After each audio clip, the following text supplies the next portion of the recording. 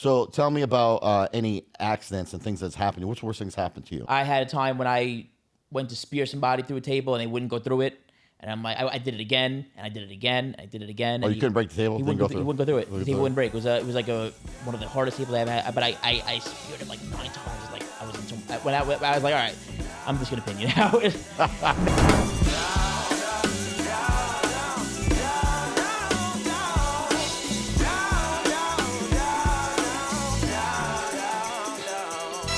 Yo, it's your boy. It's Phil Wham Bam Benamino, baby. It's another Wham Bam Wednesday. You know, the show about ordinary people who've done extraordinary things.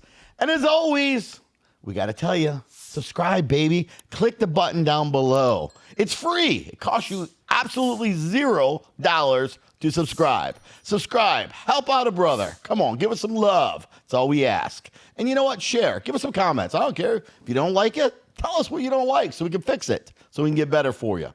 Today's guest, I got wrestler and entrepreneur here today. Vinny Pacifico in the house. Vinny, what's up, buddy? Phil, thank you for having me. I'm doing great. It's a beautiful day in Atlanta, and I'm happy to be here. Yeah, glad to have you. Now, they call you, you're a WWE wrestler. Is that correct? I've worked for WWE before. I'm not there currently, but anything's possible. But you're a wrestler. Yes. You're a wrestler. Professional wrestler. You actor. don't look like the average wrestler. I know. Okay, you know what? I haven't seen a wrestler, in a long time your size. Mm-hmm. Normally you got these big giants like Andre the Giant. You got these 6'7", monsters and stuff. Mm-hmm. How did you get into wrestling being the size you are? You must be very athletic. So, started out being a fan at a young age. I was a quarterback.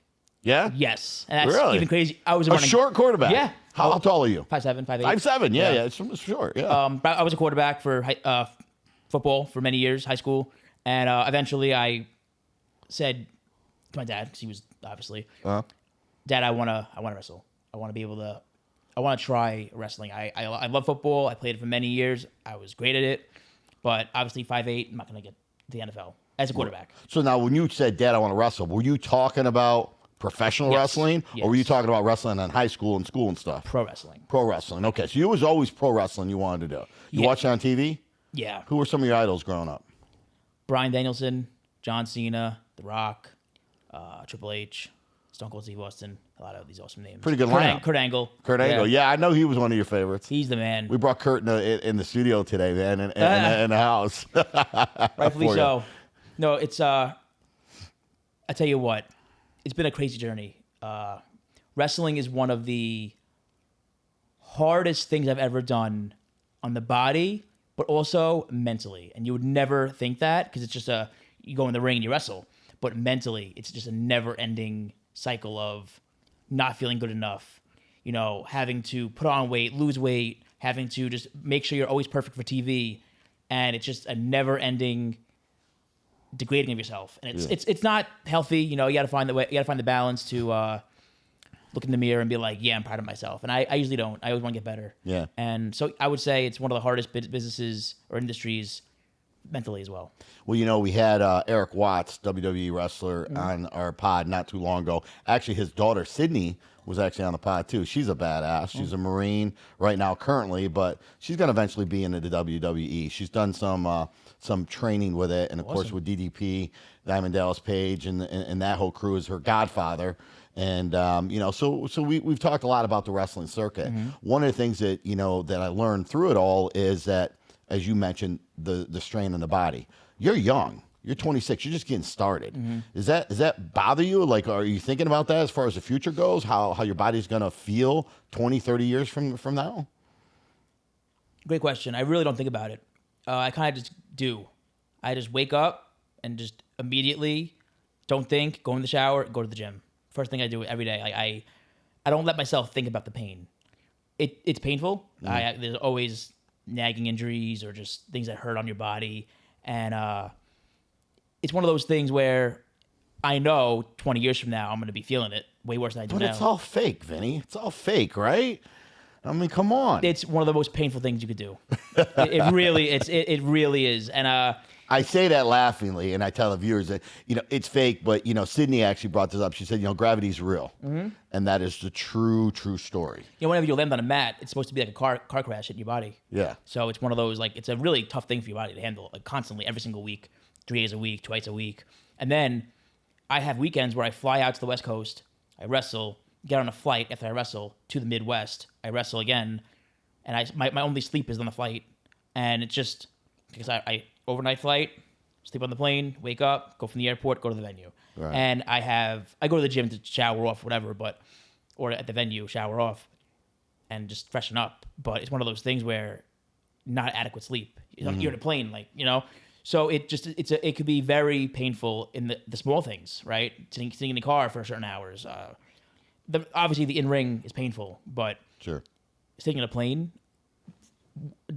overnight, twice a week is painful also over time. So that does take a toll. Talk real quick though about learning how to wrestle, because there's definitely an art to it. It's not something everybody can just jump in a ring and wrestle and be able to do. A lot of these people that wrestle, I wrestled in school, had a chance to wrestle in college, actually chose to play football instead. But the reality is, it's different. Professional wrestling is way different. Yep. It's a different sport, and there is an art to it, and you have to go to a school to actually learn that. How long did you go to school, and where were you taught? I was taught at Ring of Honor, one of the top companies in the world of wrestling. I worked there for over maybe 2 years. It's a great Ring of Honor is one of the best companies. Now it's owned by AEW, but when it was alone, they had a school in Philly where I used to train at, and Delirious, Cheeseburger, Jonathan Gresham, these talents trained me and showed me how to. They kind of raised me in a way. I was so young training there, and they kind of were just like showing me the ropes, showing me etiquette of certain things in wrestling, and I learned every style of wrestling. Cheeseburger, my trainer, Brandel. Cheeseburger? His name's What a great name. Yeah, right? What a great name. And he's skinny as can be. Yeah. I love it. But he's such a mastermind for wrestling. I learned the Japanese style of wrestling. I learned lucha, which is Mexican style. English. How's the Mexican style different than? A lot of rolls, a lot of So I can't give too much details on a live podcast. Everything that you do is the opposite way that you do in America. Really? Yes. Oh, okay. Yes. It's that's kind of like driving. Like when I go to Ireland, I had to drive on the opposite side of the road. That's kind of the similar way of thinking. Yes. Yeah. So it's kind of, and then the British style is a lot of mat work, which I'm very good at, I believe. I love doing that. And yeah. What's your signature move, man? Power punch. Power I go to the corner, drink an energy drink, and a little energy drink? Little energy drink in the corner. What energy in the drink ring, you drinking? Shoot, I got energy drink right here in my hand. What's that one? This is Form Energy, baby. Nice. Dana White's new company. Oh, yeah? Yeah, it's really good. Have you tried it? Yes. Yeah, it's good stuff. I tried every energy drink. Good stuff. So which one do you use in the corner? Maybe we get Form to sponsor you. You know? Yeah. I was sponsored with Bang and G Fuel. Okay. Now that I'm changing my, I'm now with an agent. We're doing things differently. But there are different sponsorships and deals that are in the works that I'm really excited for. So what happens? You drink a little energy, you go, Yep. and then all of a sudden you get a little rolled up. Yes. And you give them a pop? Yep. Okay. Exactly. All right. I didn't know if you come off the ropes, you do a flip or do anything crazy. I do jump off the ropes a lot, yes. Yeah. But that's the signature move. Drink the drink, power punch. It works every time. Damn. I like it. Yeah. I like it. I want to try it myself. Now, did you create that yourself, or did somebody say, "Hey, this is what we want you to do," and you do it? Good question. Because a lot of wrestling stuff, it's already predetermined, right? So, when you go into a match, when you're hired, and it's hired, right? Because you do. How many matches do you wrestle a month? Would you say average? Anywhere from twice a week, once a week, to 3 a weekend. Gotcha. So you're very active in the space. So you show up. You obviously didn't get to rehearse it with the person prior to. Not always. So I mean, how does that work out? Like, how does people know who? Like, they just tell you, hey, you're going to win and you're going to lose, or do you not know at all? And you're told when you're in the ring. Like, how does that go? All of it. Yeah. most of the time, it's God, that's got to be confusing. It is. most of the time it's you know when you get in there. When you get there, you kind of know, you get the rundown, and it works out that way. But sometimes things in the ring change. You never know. A guy could get injured. Even something happens where the guy's gear's not ready yet, and you have to be waiting in the ring extra time, and it's just, or the match before you went over the time on television, they got to cut 5 minutes of your match, so now you got to, you know what I'm saying? So there's so many different scenarios that can happen, and that's kind of the gist of it, where it's like, it's very, whatever happens, and you just do your best. So let me ask you something. Did they ever tell you that, hey, listen, you know what, you're not going to win? But then you go in there and you say, I'm going to fucking win. And, you're like, there's no way I can let this guy beat me. Would that create a problem? Yes, it would. It would create a problem. It's one of those things where you got to be careful with your ego getting ahead of you. I tend. But what happens if you do, he's going to win? Yeah. And, you come off the ropes a little bit harder than you expected. And you accidentally maybe knock him out, takes the wind out of him. Okay. And he can't move. Do you like, oh shit, I better win now and take it out so that the crowd gets something? Because he is injured. It depends. It's situational. Everything's situational. I feel if your opponent's hurt in the ring, you get to the finish as fast as you can. I've had matches where I get kicked in the face or hit in the face. I black out. I'm bleeding, and I wake up and I'm able to finish the whole match as it was going. Right. So it's situational. If you notice your opponent is down for the count, you got to kind of just take care of your opponent. That's the most important thing, is being safe. We're wrestlers. I'm doing this 10 years since I'm 15, 14. Really? Yeah. Really? And it's branching to so many different things. It's acting and all the other awesome things I'm getting to do. But I plan to do this until I can't do it anymore. So you want to make sure your body is taken care of. You want to make sure, no matter what, you're taking the supplements you need to be able to keep your body safe. Vitamins. The regimen has to be the steroids. Are you taking the steroids? Come on, man. All the wrestlers, back in the day, and they're all jacked. Yeah. They're not all natural. Come on. Are they all natural? Some of them are. I mean, you look natural. I'm all natural. I mean, you look natural. I'm all natural, yeah. You look natural Always stuff, but you're not all jacked up and, huge and stuff like some of these guys are. You got the guy like The Rock. Come on, The Rock is definitely got to be. I mean, he's taking stuff. It's one of those things where, there's no testing in wrestling, right? I don't know. You don't get tested, right? You don't get tested for peas. There's no testing in wrestling. No testing. I mean, I never touched. Which I'm not against that. I think it's I've never touched a drug in my life. Never once did a drug in my entire life. Yeah. And so, but I haven't really been tested for anything either. But I just never done a drug. Never want to do a drug. I want to do everything natural because that's the way God intends. But I do believe supplementation. BCAAs, aminos, peptides, things that will help you take care of your body. I think there's a place for that, like testosterone replacement. Obviously, yeah, of course. As you get older, you're going to lose that. You have to replace that. You have to substitute. That's what keeps you going, right? Yes. So it allows you to age longer, type of thing. So you got to keep up with those types of things. Everything you have to keep up with. And recovery is huge. Yes. Neck pillow when you're traveling. If you're a wrestler watching this and you're coming up and you starting to fly in planes a lot, a neck pillow will save a lot of pain. Yeah. I for a while I never cared. I would do the craziest travels. I would just get in a plane and just go. Now you do the cold plunges and stuff when you Starting get there. to. Yeah. Starting to. So that helps. Real big on that cold plunging. The PMF mats, those types of the red light therapy. Oh, red light's amazing. You do that, yeah. Red light's amazing. I tan in a tanning bed occasionally, just if I'm on television, you want to look a little better. Yeah. It's one of those things where everything's upkeep. It's an expensive business because you got upkeep constantly. Yeah. Tanning, gym, best food possible, supplementation. You have good transportation, good car. You have to have good training. That's a lot of money too. Sure. Can be a lot. How often do you train? As far as when I'm talking about wrestling training, not in the gym. I try once, twice a week now. I don't always get a chance to go, because I'm always traveling and doing media, whatever I'm doing. Do they have training gyms out there? Yeah, for people? they have schools all over the place. So they are all over. Yes. That's interesting because I've never really heard of one. I've never really heard of a camp for professional wrestling. You can bring your kids and those types of things. Well, not really a summer camp. There should be. There should be. I agree. There's a lot of little kids out there that wrestling is a whole different community, right? Let's be honest. And it's a huge community. I mean, huge. You know, the amount of people that actually are into that. Yep.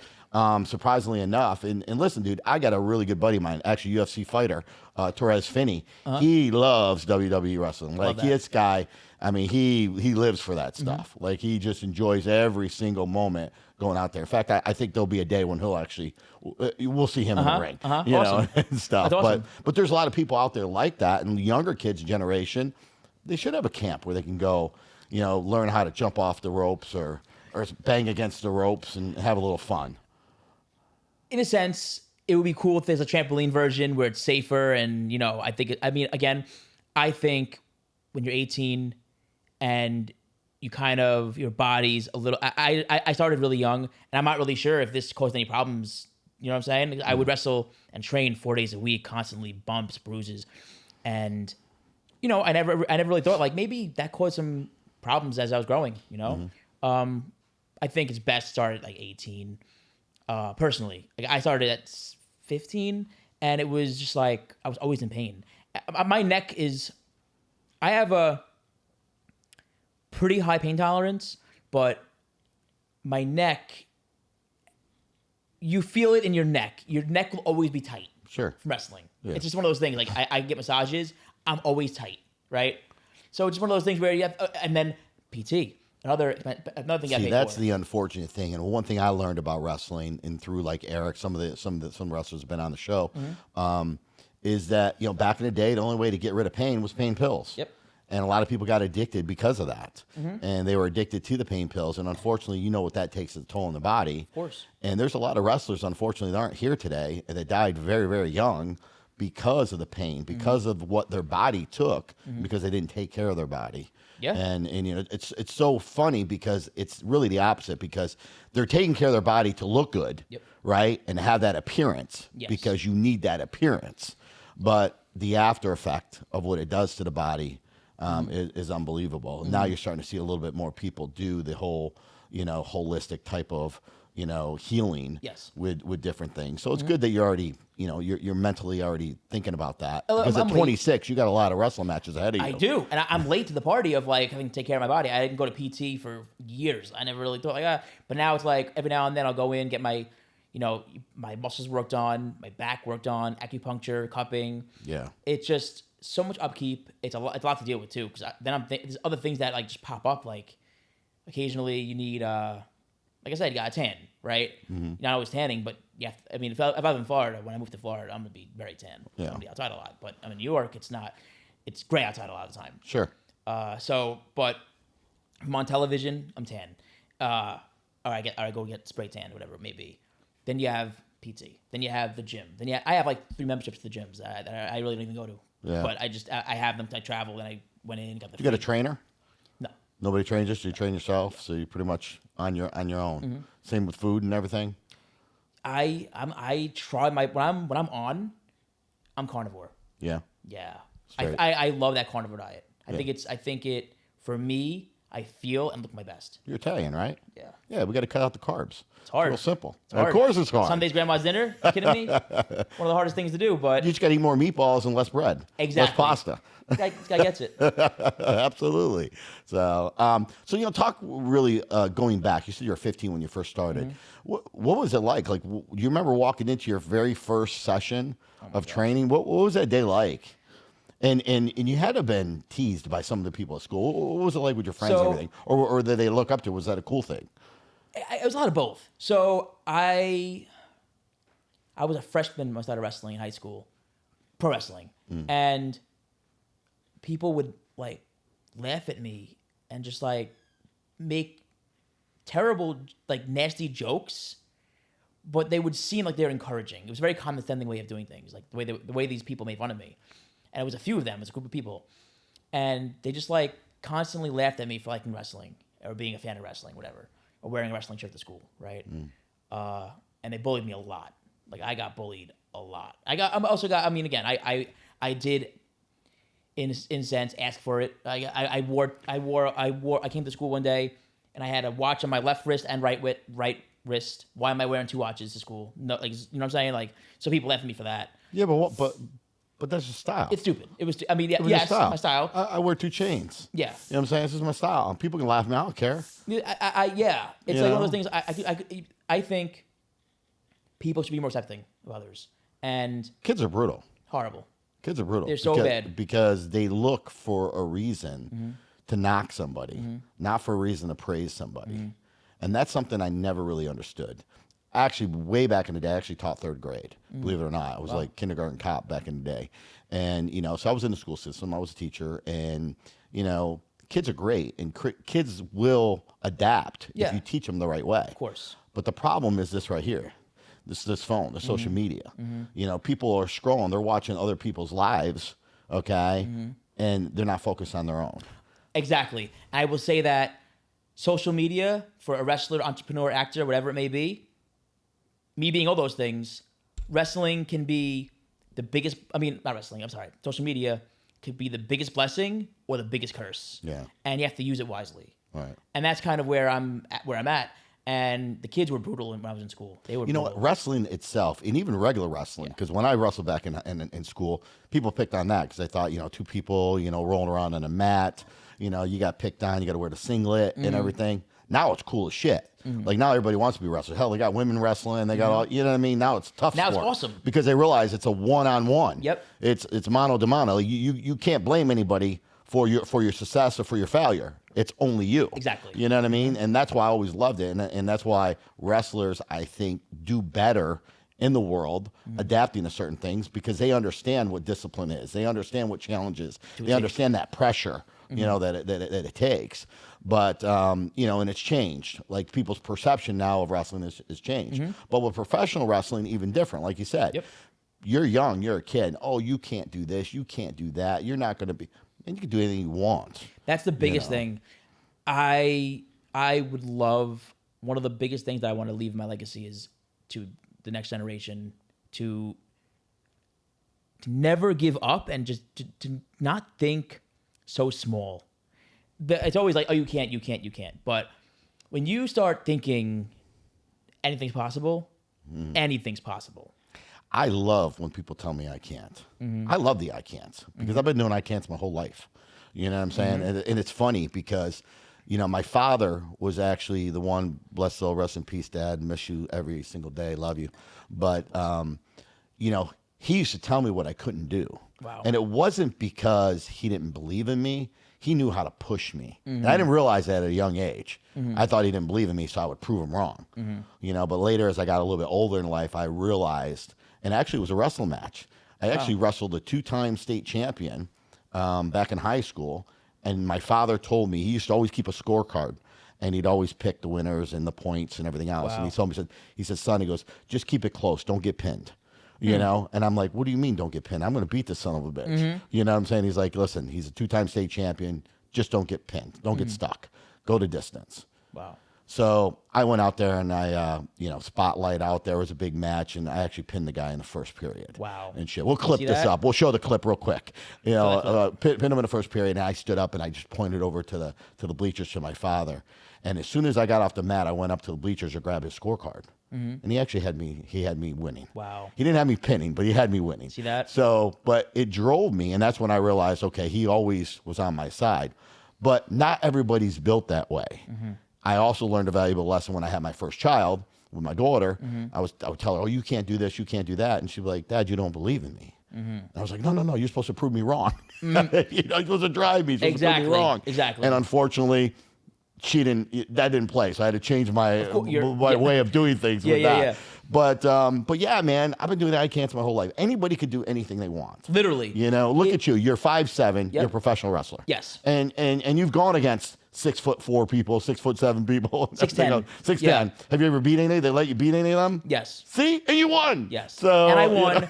And I was able to achieve 2 major brand deals at a time when brand deals weren't a thing, right? I had Bang Energy sign me. That's great. That went crazy. That was like a huge launching point for my career because I was doing for a while. You asked before. Yeah. This character with the energy drink stuff. So my nickname is Power Punch. Vinny Power Punch Pacifico. I like it. And the character was given to me by my buddy JC and EC3.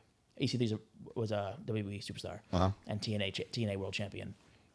And he gave me this character, like, Vinny, this is who you are. This is your character. And he called me. I'm driving home from a show. He called me. He goes, Vinny, you are Power Punch. I'm like, what does that mean? He goes, you are the most energetic person I know. You drink energy drinks. Why don't you use that? For a while, I was just a generic wrestler, right? Like, I just came out. I was young. I was fun. I was, doing my thing. But if you have a character and you have a hook, fans are gonna love you. Like, look at Stone Cold Steve Austin, right? You got the beers, you got the cursing, the middle fingers. Everyone loves that, right? Sure. You got John Cena. Yeah, exactly. You see me. Yeah, got John Cena. So you have to have something that fans stick with. The Rock, smell. Yes, with the eyebrow, all that. And it's one of those things you have to really just. So what's your luck? Let's see your luck. What's your luck? What do you give? I kind of look back, give a thumbs up. I always do thumbs up. I don't know why. Thumbs up? My wife always, she's like, why are you doing thumbs up? I don't know. I just do it. I think my dad. It's now your signature now, huh? It means I love you to my dad when I was a kid. Okay. Whenever I was in school, my dad would drop me off. I would always give a thumbs up, and that means I love you. Yeah. So that was like a saying, and I just do it all the time now, and I just can't help it. I just pictures and I throw a thumbs up. Why not? Boom. Now we know that. See, that's good. That's actually the first time I said on a podcast. That's why I always do the thumbs up. And you see, there's live pictures on my iPhone of my wife being like, "Stop with the thumbs up," and it's like, I don't think she even knows why. Right. Now she's gonna be encouraging it. Yep. She's gonna be like, "How come I don't get no thumbs up?" I forgot it. I actually you don't give your wife one. You better look right now and give your wife one. There you go. I actually forgot. That's why thumbs up was such a big thing as a kid. Yeah. My dad reminded me. Oh, remember when you dropped me off at school and I give thumbs up and then I remembered. You had a good relationship with your dad? Really good. That's awesome. He's had a stroke last week and I just lost it. But he's doing better now. He's home. He's good. Thank God. That's great. But he's my best friend. Yeah. And we're super close. He's supportive of me, but. That had to been hard on him, seeing you get bullied and picked on as a kid. He didn't know. No one. You know? No one Oh, you didn't tell him? I didn't tell anybody anything. So you didn't get beat up or nothing then? No. Kids weren't beating you up? No one beat me up, but I was just like laughed at, and it was pretty bad. It got pretty bad for a while, and I was just like, you know what? And those same people, cliche as it sounds, hit me up now, say how happy they are for me, all that stuff, and I forgive them. Yeah. God forgives, I forgive, thank you, move on, right? You know, I had a saying, and I said this before. You know, don't call me when I'm up, because I had the same phone number when I was down. Mm-hmm. You know what I mean? So that's a good point too. And it's unfortunate, but it's true. Mm-hmm. You know, people. It's easy when you're at the top. Mm-hmm. You know, your friends come out all the place, but who are the ones that are there when you're down? Those are your real friends. Exactly. And one of the craziest things is that you learn is a lesson. You know, when more money's involved. Mm-hmm. You see real personalities come out. Yep. That's one of the things that I'm very emotional. I have a big heart. I give a lot of love. I give way too much, and you never give too much. I'm going to disagree. That's true. See, I'm going to stop. You never give too much. Never give too much. That's a great so point. The whole idea and the way I live my life, I want to make more so I can give more. Exactly. You know what I'm saying? Yes. I do great things. Exactly. With that. But occasionally people take advantage. Yeah. Right. I'm sure you see that all the time. Of course. People take it, and it's one of those things. When I say advantage, there's a difference. Mm-hmm. To me, it's appreciation. Mm-hmm. They either appreciate it or they don't. Of course. And you feel unappreciated sometimes because you are feeling as though you're taken advantage of. Mm-hmm. You know what I mean? Exactly. It's like, hey, you get the phone calls for the donations, but you don't get the phone calls of, how you doing today? How are you feeling? Exactly. You know, what's going on in your life? Mm-hmm. You know what I mean? And the bigger you get, the more that happens. Yeah. A lot of the phone calls come in, they're really asks. You know, and I don't mind giving. I don't mind doing. I love to produce. I love to do. I love to fulfill. But a lot of the time, you know, phone calls do come in. It's always a lot of times asking, thank you, bye, right? Yeah. Or just like, oh, can you pay for this? Or can you do? And I mean, again, I will give the shirt off my back. Yeah. But I just realized when more money, again, I was 16. There was no money involved in wrestling at the time. I was younger, so I'm trained to get better. You know, but now that you know, you have brand deals. There's movies. There's TV. There's sponsorships. There's just all the stuff. You get some things flowing in now. Yes. Yeah. And that's where people come from the woodworks. What's an average wrestling match pay you? You know, a guy starting out new versus somebody I can't even give an answer to that. I know TV's different, obviously. Yeah, but TV's yeah, it's nice. is there a minimum? Is there like a minimum amount? No, really, there isn't. Wrestling, I can't even give a number because So like NFL, there's a minimum. You know, the minimum salary you're going to get paid. So there's not a minimum wrestling. No, there's not a minimum. There's not a minimum. There's not a maximum. You know, it's based off of your value, right? Let's just say you're coming in as a major star somewhere else. You're gonna get paid your due diligence because you are a name. You are gonna draw, right? It's all case by case basis, Right. You know, I had to earn my way up, right? But you start out, you make nothing really starting out. But also you do it because you love it, right? Sure. And you merchandise sales, you sell shirts, and then the money comes in. It's a slow build. You got any Power Punch shirts? Oh yeah. Where do we get them? Where do we buy the Power Punch shirt? I actually have this shirt, No Storms, No Stories, a website coming very soon. It's a mental health type brand that I'm building. But Power Punch shirts are on my other website. But No Storms, No Stories. What's the website? So we can pop this up. VPbrand.shop. It's going to be my t-shirt brand for this No Storms, No Stories. Is going to be the first shirt that launches because everyone in the world goes through storms. And if you make the storms worth it or matter to get over the storms, you'll have a story to tell. Yeah. So it's a great quote that my buddy gave me, and my buddy Eric Zender, and he's just an amazing author. Nice. And we're going together in this business where we want to inspire people, you know. Great. With great quotes that he has, thousands of quotes that he has. Uh-huh. So with wrestling, just again, like I said, merchandise. There's sponsorships. There's brand deals. There's TV. There's appearances. There's tons of ways to make money, right? But in the beginning, it's not, you know. But then, like I said, as you get bigger, as you're on movie sets, as you're in these meetings, you just see people true colors. Hi, I'm Phil Benamino, CEO and founder of Cost Plus Processing, the company that provides financial services to your business. We provide things such as POS systems, ATM machines, and check services. One of the biggest things that we strive ourselves here at Cost Plus Processing is our customer service. We are an A+ rated with the BBB with customer service, and we're proud to say we're here in the United States with all of our customer service agents. Our objective is to actually teach you and educate you about the costs that you're currently paying and show you ways where you can eliminate those costs that you no longer have to pay. One of the biggest programs that are out there today is our dual pricing program, where you actually can offer your customers now a choice of how they want to pay. Do they want to pay with cash or do they want to pay with card? And if they pay with card, it actually helps you to absorb the card fees, so you no longer have to pay the fees like you've done for many, many years. Cost Plus Processing aligns ourselves with some of the top POS companies out there in the industry today. For example, we have perfected the car dealership industry, and our dedicated team are equipped to manage a variety of online payment forms and financing options that merchants require in this advanced ecosystem of payments. If you have a restaurant, we are proud to be able to manage the ongoing difficulties that arise from this fast-paced industry, and you're looking for pay at the table where customers can easily swipe their cards, tap their cards, and make their payments with tip, and also have a choice of how they want to pay, we have the solutions for you here at Cost Plus.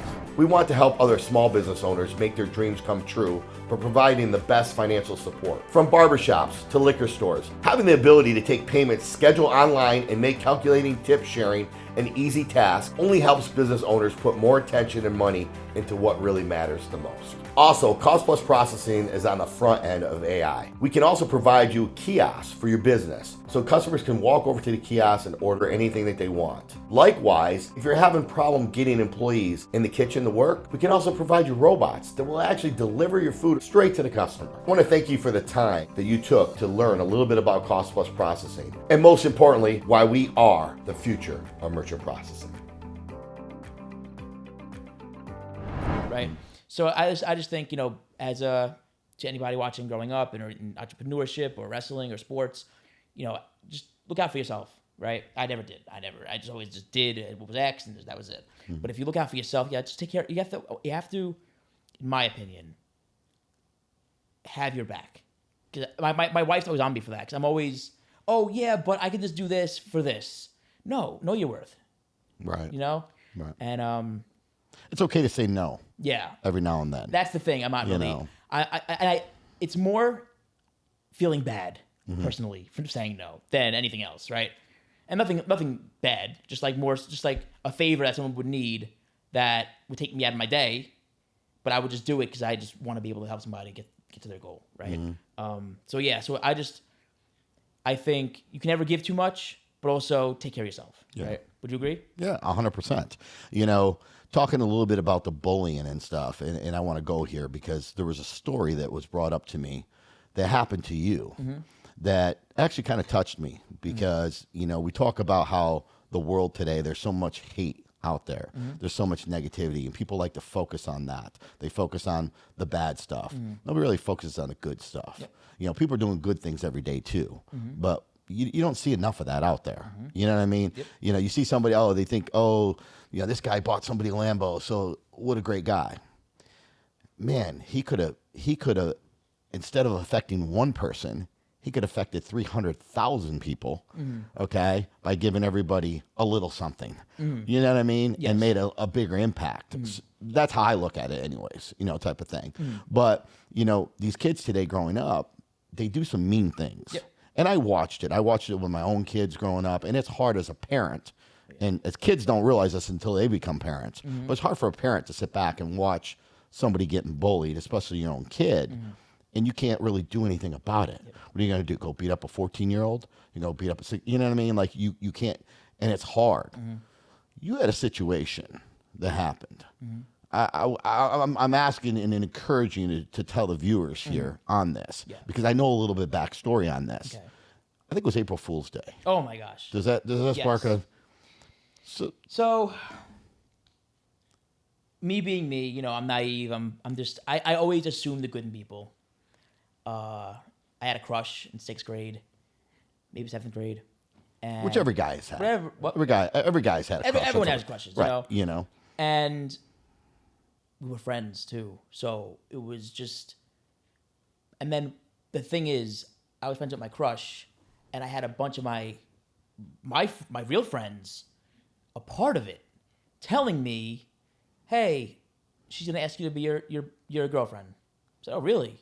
On April Fool's Day, and I wanted to believe it, and I had a feeling it was gonna be a joke, but I wanted to believe that it wasn't. Right? So I just didn't think my friends would tell me that. Well, right? did she ask you? But you didn't realize it was April Fool's. No, I knew right? it. Okay. Okay. I knew it was April Fool's Day. Oh, okay. So you It was did April know Fool's this. Day, and everyone's like, "Oh, it's gonna be that day." But I'm like, if she likes me, why doesn't she just ask me now? Oh, but this is the day. It's just for that reason. And all my friends were just like in on it, and it was weird because I just wouldn't do that to anybody. I would never. Right. Whatever. It's by the cafeteria. Everyone's standing around videoing and watching, and she asked me, and I said yes. And everyone, and then she said April Fools, and everyone just laughed, jumped on me, like laughing at me, like, "Oh, you got," and it was just, I ran to the bathroom and cried. Yeah. It was so traumatic, and I would never want anyone to experience bullying, in general. But like that, it's just that's a different level of humiliation where, you're just so. I was so stupid for saying yes. I should have known. I don't think you're stupid, but humiliation is really a key word. It's like terrible. people don't realize what that does to a person and to a human, and ultimately that's what you are. You're a human, one of God's child, right? And you know, but you took that situation and you turned it around and you remembered it, and it helps you when you're out there speaking to other people now. About certain things as people grow up, because right now a lot of people do a lot of dumb shit and they get paid on it, and they think, oh, I'm going to be a YouTuber, I'm going to get paid on it, let's do a bunch of dumb shit, it's going to go viral, all this crazy shit, but they forget what it's really affecting. Great point. I have something I want to add to that, if you don't mind. In my opinion, I had this conversation with somebody yesterday. I think the slow rise to stardom is occasionally more worth it than the one-night sensation. Do you agree? Yeah. Because the slow build teaches you struggle, teaches you just how to do things a certain way. And the one overnight sensation who just makes it out of nowhere, I feel like good for them, grateful. I mean, hey, get it however you get it. Right. But I feel like... You know, wait, that right there, though, Vinny, not everybody feels. Get it while you get it. Congratulations, great. See, I'm like that too. I want everybody to win. Of course. You know what I'm saying? But it's unfortunate because some people don't want, and sometimes it's the closest people to you, right? That don't want to see you win because they get jealous. real quick. Because they get upset. Real quick. On my Twitter, at Vinny Pacifico 1, follow me, Vinny Pacifico 1. I literally just posted on Twitter, literally just before on the plane coming here. I posted, you don't lose by celebrating somebody else winning. Clap for your peers. Just posted that. Right. An hour ago. Yeah. It's true, but not enough people do that. Not enough people do that. And I just think... Why is that? I think it comes down to jealousy. It comes down to... But what do you have to be jealous of? You can go do it too. Exactly. And I don't...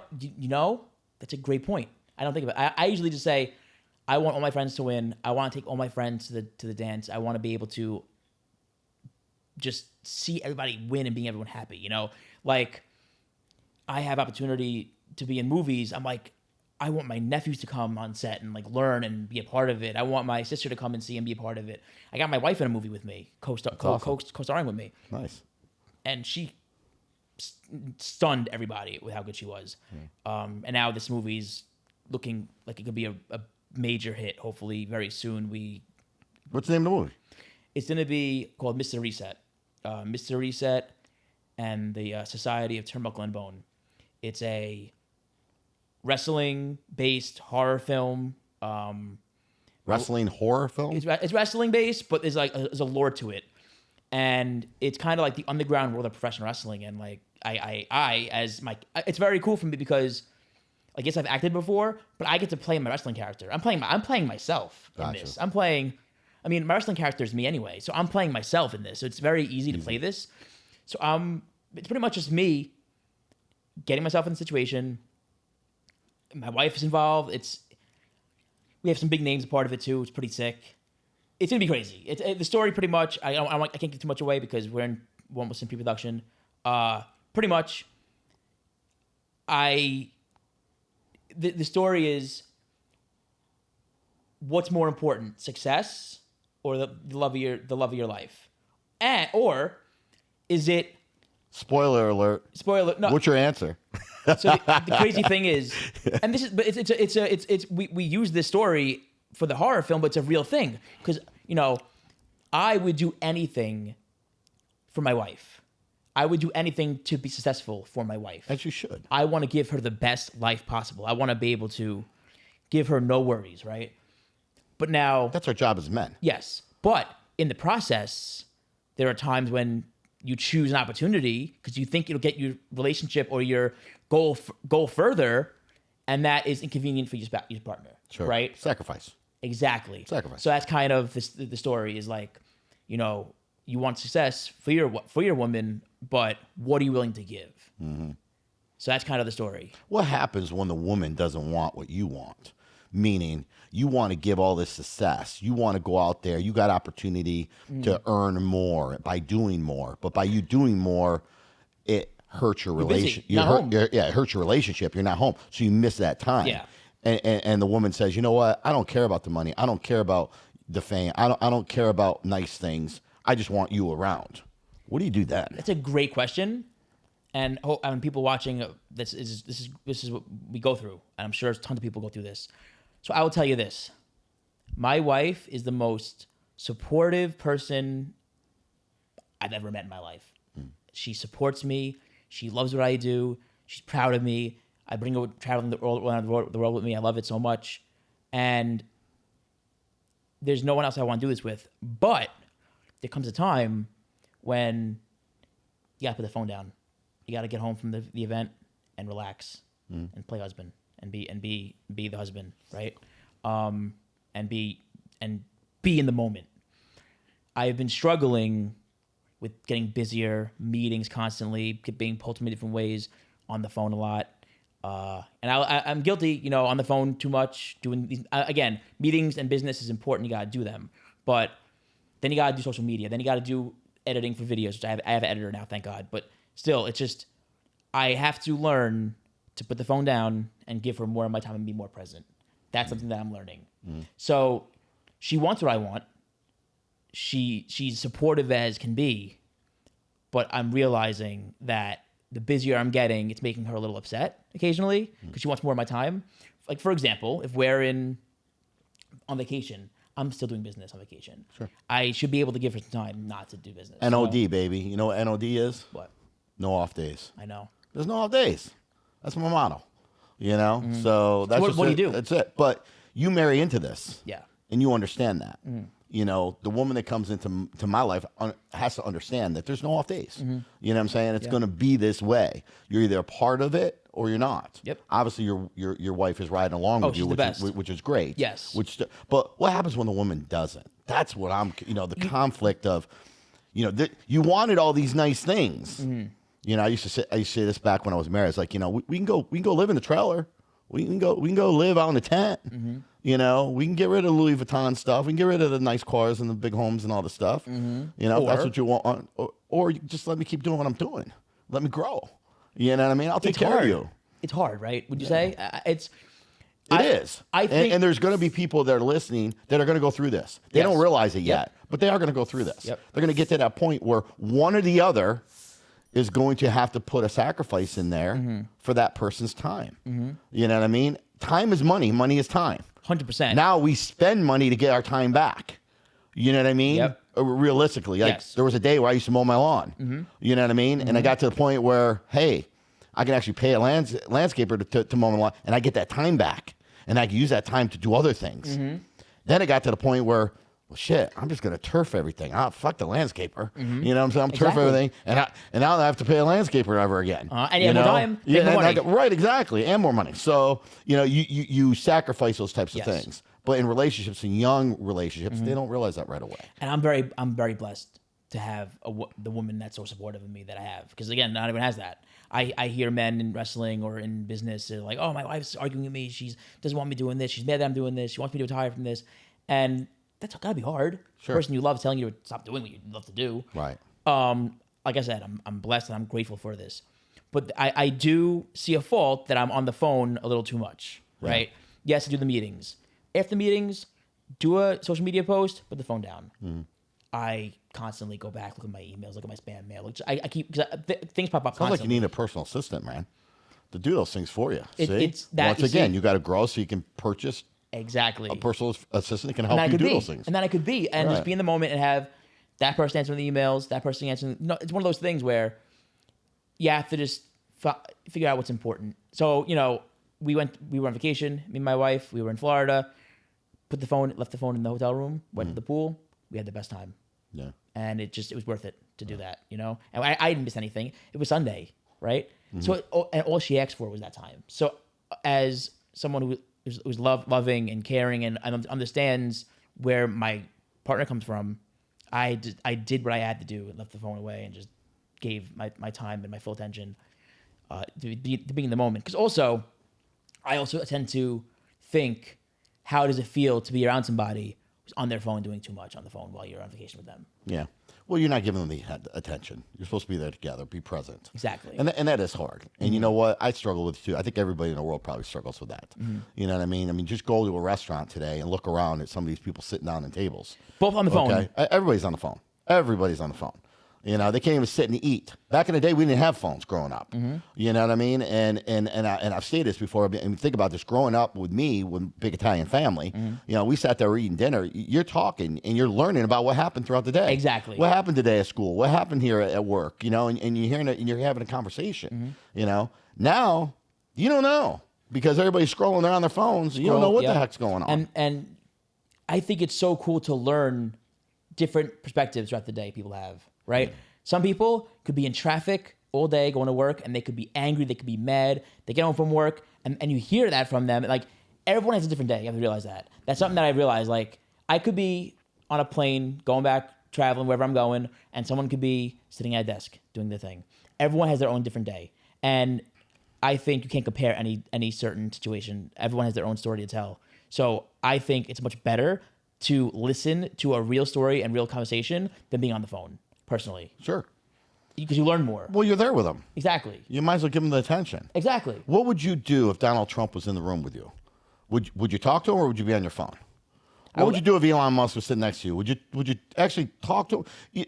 You gotta think about that. If one of your idols was in front of you and you had an opportunity to have a conversation with him, would you be on your phone or not? I was at a show. Bryan Danielson, my biggest idol. My favorite wrestler of all time. Yeah. I was in the room with him. I had my phone on my side. Why is he your favorite? If you're a wrestling fan, you already know. But for rest people who aren't wrestling fans, Bryan Danielson is one of the hardest workers in the world. He had neck surgery, came back, won the championship. He just a never say die attitude like I have. I got it from him, I think, and my father. But he's just so motivating. And when you watch him, you feel that is something that not every wrestler has, right? You know, you could be not a wrestling fan, but if you watch him, you feel and you believe and you have, and if you convey emotion. If you could convey, so my one of my best attributes, I feel like I've been told, is I'm able to get a crowd to react to what I do in the ring, right? Or have fans feel or believe or cheer behind me. Not everyone is able to connect with the crowd.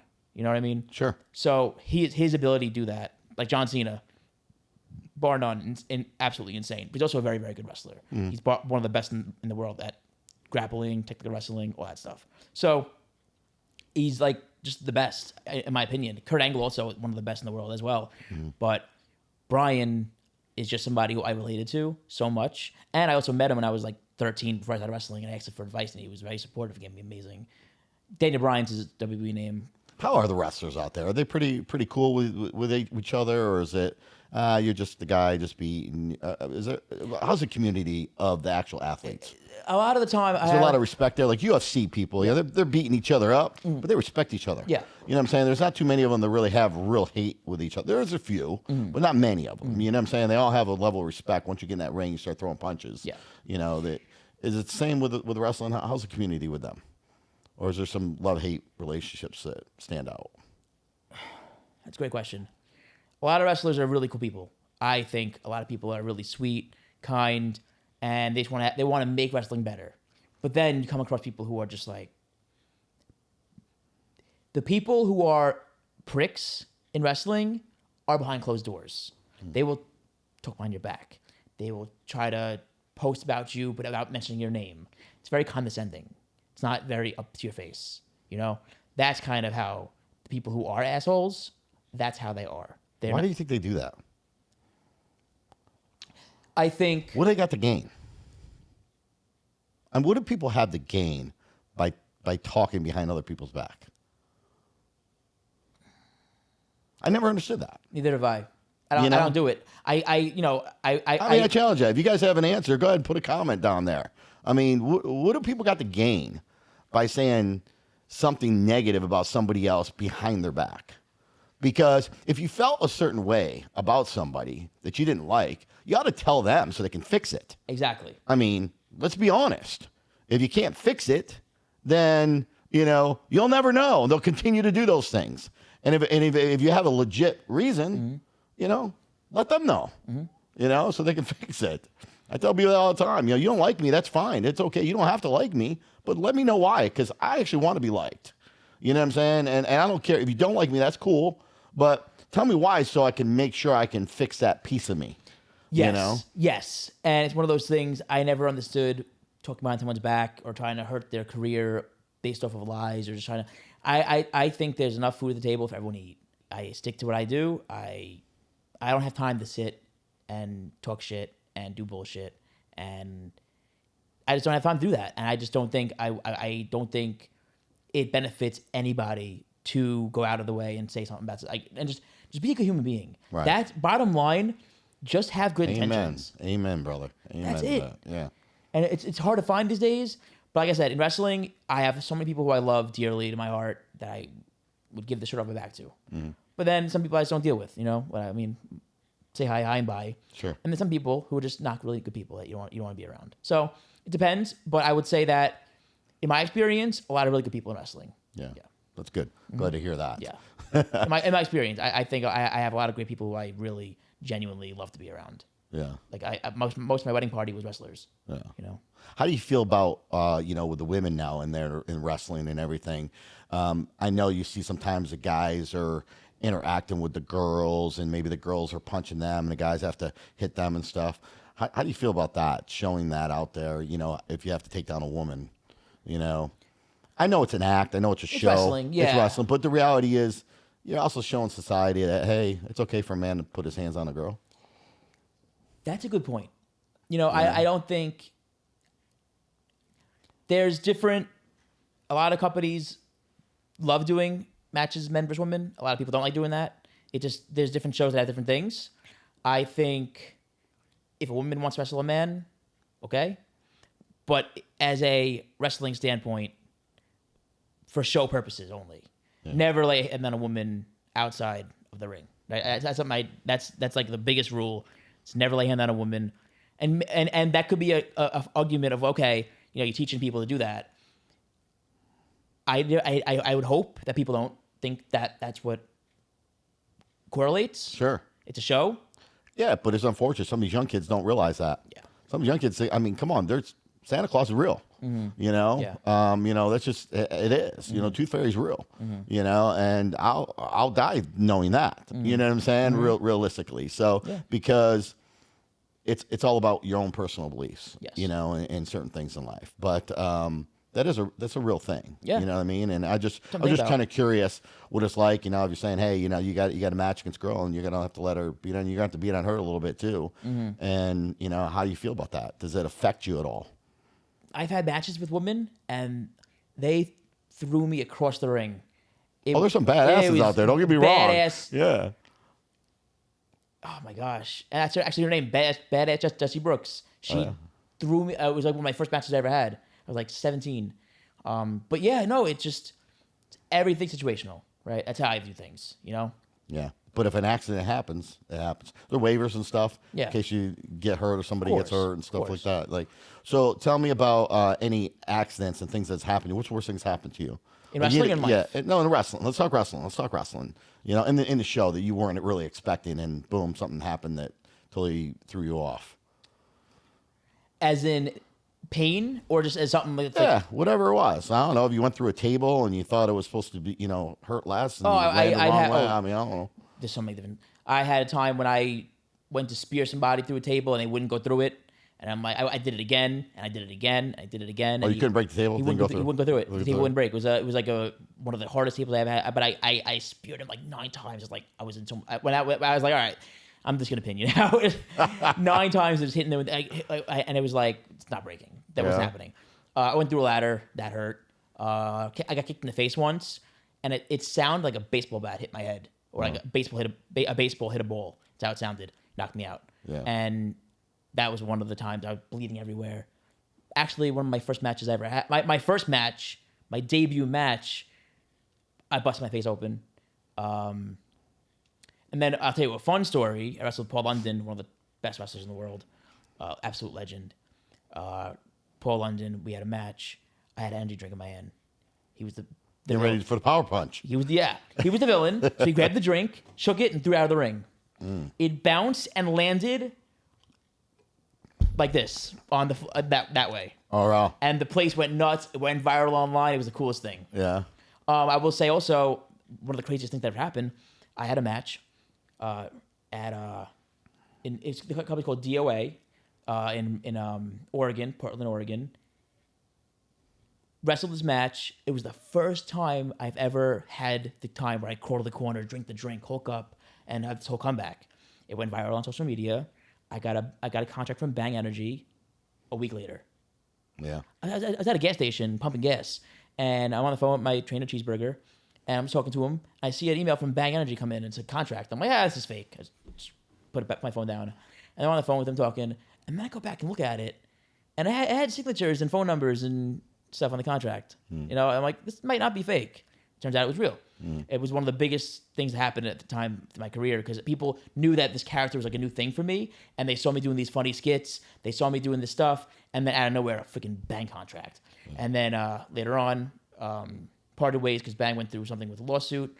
I got signed by G Fuel Energy right away, and that was another big big launch, and that gained me so many more followers because G Fuel is such big in the gaming industry, and now you have fans of gaming, fans of G Fuel, fans of anime and wrestling, all intertwining, and now it's like I have so many different people watching what I'm doing. Have you ever looked at their ingredients? I'm throwing this out G Fuel? there. Yeah, because G Fuel gave me a agreement too, which I turned down. Okay. And the reason why I turned it down was because once I realized what was in the actual drink, I wasn't going to promote that. What was in it? Man, you got to read the back of the freaking. I have. It's all aminos, isn't it? No, hell no. It's one of the worst things. I got a short. Well, we'll post it afterwards and stuff, post it up and stuff. But yeah, I mean, come on. You have cancer. It was all, everything Really? in there was G bad. Fuel Energy? Everything was bad. Everything was bad. So. Gamma Labs? Yeah, it was bad. It was bad. Wow, that's the first I ever heard that. So yeah, you could check the back, read the back.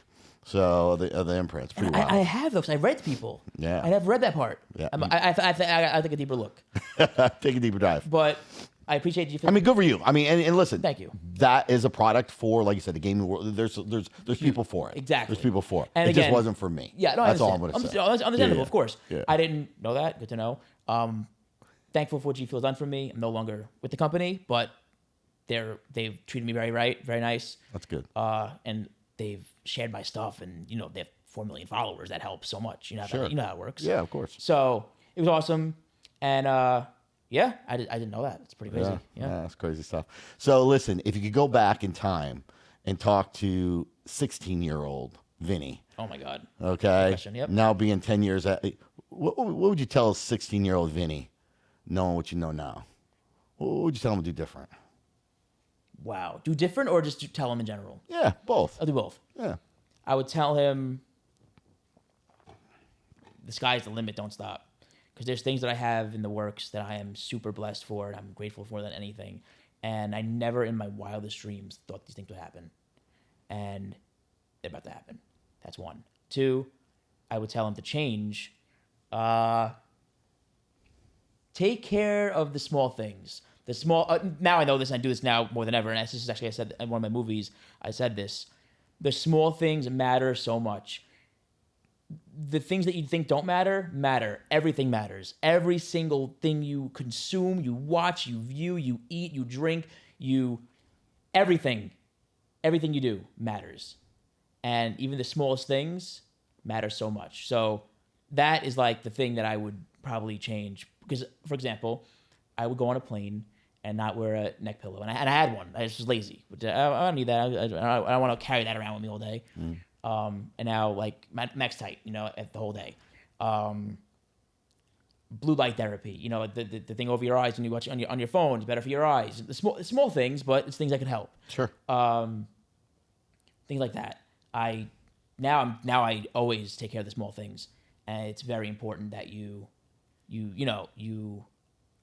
kind of just realize that there's a snowball being rolled with every decision you make and everything you do. So make everything count. Make every little every small speck of snow, make it count. Yeah, that's good. Good advice to your younger self. Thank you. Where does Vinny see himself 10 years from now? 36-year-old Vinny. Where does he want to be? Wrestling on TV. Where's your goals? I want to wrestle on TV as much as I can. WWE, AEW, Ring of Honor, TNA, New Japan, whatever it may be. Yeah. I worked for all of them before, and amazing companies, amazing people. People are just want to make wrestling better. That I want the biggest brand deals possible. I want to be able to represent the best brands, work with great brands. I want to, I just have the talent agency, so things are really now the sky's the limit. Movies. I want to be able to do tons of movies. I want to be able to work with the biggest studios. Those are my goals. Yeah. And I think at this point, anything's possible. Yeah, that's awesome. That's good. And I want to be able to inspire the younger generation to never, ever doubt themselves. Because if I doubted myself, I just didn't stop. I just didn't stop doing things. I just kept producing and nonstop. And just things rolled and rolled and rolled. And now they're just rolling so much. It's just a beautiful, beautiful thing.